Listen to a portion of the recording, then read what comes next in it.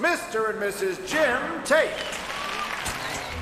Jim Tate was a highly successful weapons engineer of Wayne Powers until the day he was fired. The pressure to provide for his family compelled Jim to commit robberies and to become Armory. Before being fired, Jim always provided his wife Lorraine and stepson Jared with the absolute best. Though successful, he was financially irresponsible. With a propensity for heavy spending, he lavished his family, purchasing 2 cars for his son, expensive jewelry for his wife, remodeling a large house for his family, and so on. With that brief summary out the way, let me quickly go ahead and mention the episodes that I'll be going over and discuss how I'll break them down. The first episode we'll be looking at is titled Spellbound, and the second is titled Armory.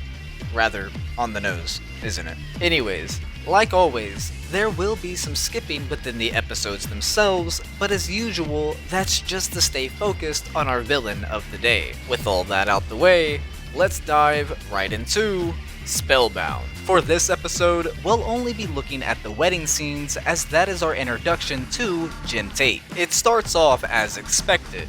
Everything and everyone is fine. That is until the bride and groom make their way down the stairs. A magic eye concealed in a video camera hits Lorraine and she suddenly sees herself in a nest of gigantic insects. She then runs in terror. Catching a glimpse of Spellbinder hiding in the crowd, Terry runs down to his motorcycle and pulls out the batsuit. Meanwhile, in absolute terror, Lorraine jumps off the hotel balcony. Batman manages to grab her and save her, but she sees him as an insect too and tries to escape from him. Eventually, she sees even her jewelry as insects and tears them off while on the tracks of an oncoming train. Batman manages to save her, but cannot stop Spellbinder from stealing the jewelry. The main takeaway from the wedding, along with a few other bits of dialogue given throughout the episode, is that Jim genuinely does care for his new family, going all out on the wedding, being a good husband, as well as gifting Jared cars and bonding with him in general, amongst other things. Sadly for Jim, all of his spending would eventually catch up with him and his family by the next time we see them. And with that being said, what a better time to dive into the second episode, Armory, than now. It's within this episode where Jim's selfless nature and moral compass become compromised. All seems fine in the beginning of the episode, but literally 1 minute into it, and Jim is being fired from his job, even with him being the one who built the division and with his degrees in electronics and engineering. He then goes home to tell his family and does his best to remain optimistic. After a night out with his family, he starts looking for a job, but sadly to no avail. That is, until he comes across a shady businessman that he's done under the table work for in the past. The man, who does have a name, but I'll just call the man or Shady Man for simplicity's sake, says his company wants the prototype weapon that Jim was working on, which is a sonic beam emitter capable of blasting through steel. Jim says he would have to break into Wayne Powers to steal the design specs. The man mentions a large payment for his work, and Jim agrees to the job. Drawing on his experience with special forces, Jim dons a combat suit and mask to infiltrate Wayne Powers and steal the specs. He is caught on his way out by both the police and Batman, but he manages to evade both. Jim receives a down payment from the Shady Man, and the man mentions that Jim needs to break into one more facility in order to get the parts to complete the weapon. The man then notes that Jim doesn't seem too happy, and that's because he's not. Whether it appears to be so or not, Jim really doesn't want to be doing this at all. Jim then goes home where he has a minor outburst due to the stress from everything and the moral compromise that I mentioned earlier. He immediately apologizes after and then says he's going to get some work done. This moment shows us just how overwhelmed and conflicted Jim really is. For the first time ever, he's yelled at his family. He's become so lost in his fear of losing his family that he's becoming emotionally unstable. Jim goes on to commit his second robbery and again is confronted by both Batman and the police, but manages to evade both of them with some difficulty.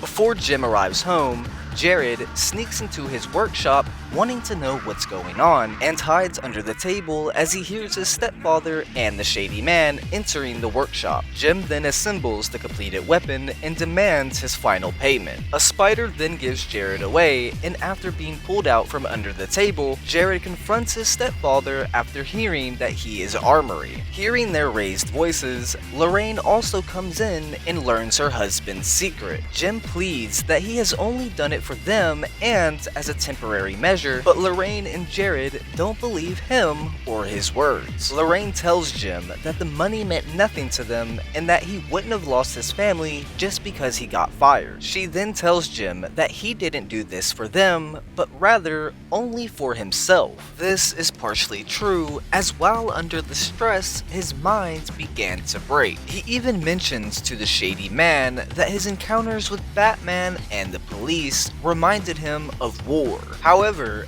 as I said earlier, what drove Jim this far down this path was his care and love that he has for his family. It wasn't just about losing them, although that was a big factor, but he also wanted them to be happy and to have whatever they wanted. What Jim didn't understand was they could all still be happy and have whatever they wanted without being rich. It's very possible for families to live moderately and comfortably. Jim just saw the money as the only means to provide for his family, which is what ultimately led to his downfall. Batman arrives outside, and the shady man grabs the weapon and opens fire with it, tearing a hole in the workshop. He then runs outside to finish Batman off. Using the weapon to topple a large tower onto Batman, the shady man renders Batman helpless and points the weapon at him, but is disabled by a shot from Jim's adhesive rifle. Jim then says that the war is over and that they both have lost. Enraged, the shady man charges Jim and knocks him to the ground, but Batman manages to take hold of the shady man and ultimately subdue him while Jim gratefully hugs his family. At school, Jared tells Terry and Max that Jim cooperated fully with the authorities, so he received a reduced sentence for his crimes. He will still be incarcerated for some time, and the family had to pay a stiff fine, but he's bearing up. And that would be the last time we ever saw Armory, aka Jim Tate. Jim's story is one of greed, and how the thought of money can and will not only blind you, but also consume you. Jim's character also explores the emotional and societal impact of job loss and the lengths someone might go to when facing such hardship. It's a precautionary tale, really. And if you ask me, the writers did a great job at handling this character and the episode Armory. If you really immerse yourself in the world, you can feel the emotions not only going through Jim's head, but also his wife and stepson's heads as well. But now, moving off of the life and personality of Jim Tate and on to his design and voice actor. The normal design for Jim is nothing really special, as it's just a suit. But that's not why we're here.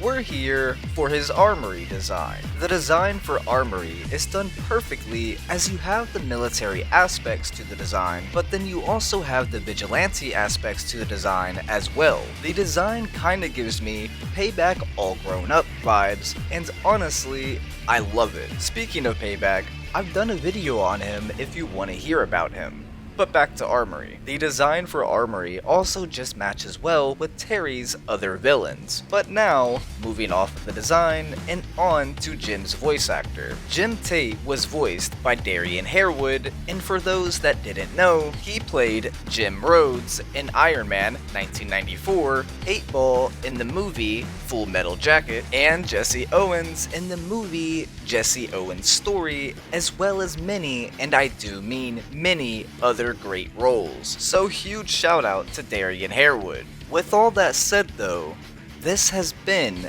the ambivalent antagonism of Armory. If you made it this far into the video, comment down your favorite episode from Batman Beyond. I always love to hear y'all's opinions. Also, like always, huge shout out to Mercenary X84 and Best Man Gamer for being members. I know I basically say this every time, but I seriously can't thank y'all enough. I truly appreciate you both. And the same gratitude goes for everyone else that's been supporting me and this channel. thank each and every one of you. Y'all are actually the best, and I'm extremely grateful for all of the support and love y'all have been showing me. But with my ramblings finally out the way, it's been ugly, and I'll see y'all in the next one.